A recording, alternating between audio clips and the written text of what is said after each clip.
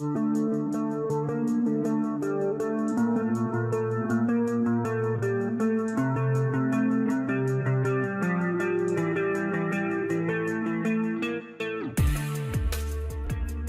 is developing a submarine that could launch an anti-ship cruise missile designed to quickly sink an American warship operating in the Strait of Hormuz.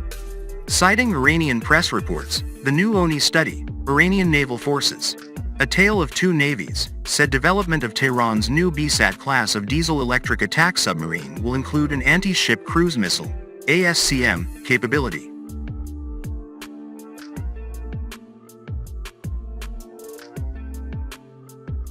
In terms of armament, the BSAT will likely have 6 torpedo tubes, capable of employing torpedoes and mines, as well as submarine-launched ASCMs, reads the report.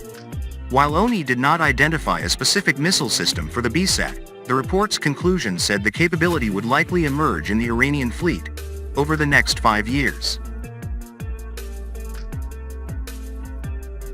Beyond a scattering of press reports, little is known about the 1,300-ton BSAT program, part of Iran's domestic shipbuilding effort for the regular Iranian Navy. Iranian naval forces are split between the Islamic Republic of Iran Navy, Iran, that is responsible for blue water operations, and the Islamic Revolutionary Guard Corps Navy, IRGCN, that is charged with coastal defense of Iran and most operations in the Persian Gulf.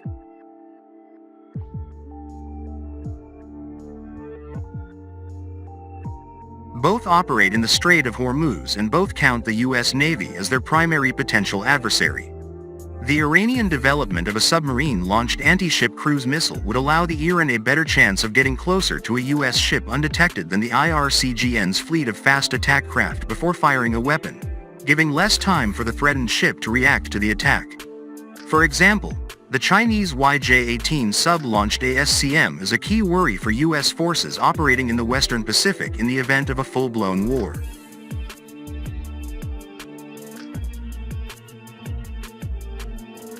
Naval analyst Chris Carlson told USNI News on Wednesday that the general description in the ONI report of the BSAT attack boat is consistent with the early variants of the German export Type 209 family of conventional attack subs that can be modified to launch the US-built UGM-64 Harpoon ASCM. However, the considerable increase in size of this new submarine, twice that of the lone Fateh-class coastal submarine, plus incorporating a sub-launched ASCM, will present serious technological challenges for the Iranians.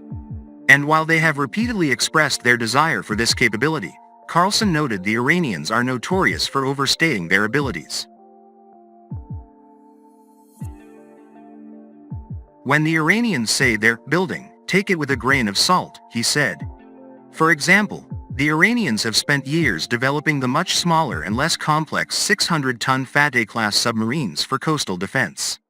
More than 3 years after the submarine launched, the Iran has yet to declare the Fateh submarine operational, read the ONI report.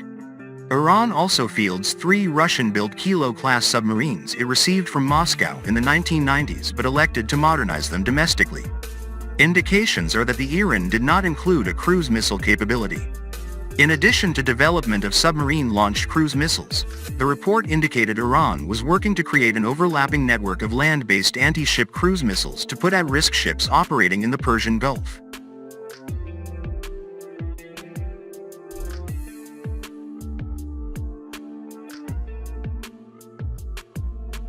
The tight water space in the Strait of Hormuz, as well as vast miles of coastline, both provide optimal ring positions for coastal defense cruise missiles, read the report.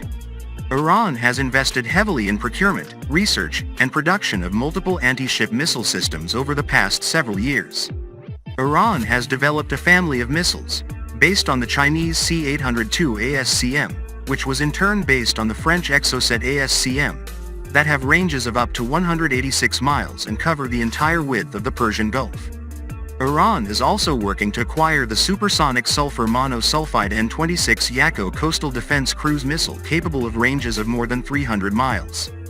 The missile development fits into Iran's evolving strategy to take on a foreign force operating in the region, the report said. IRGCN commanders claim that in the event of a conflict, they will move swiftly to attack and destroy enemy warships present in the Persian Gulf and Strait of Hormuz. They believe that sinking several enemy warships in the early stages of a conflict would break the political will of an adversary to continue with a military campaign against Iran, the report said. The doctrine manifests itself as hit-and-run style, surprise attacks, or the amassing of large numbers of unsophisticated weapons to overwhelm the enemy's defenses. The amassing of naval forces is often described as a swarm of small boats.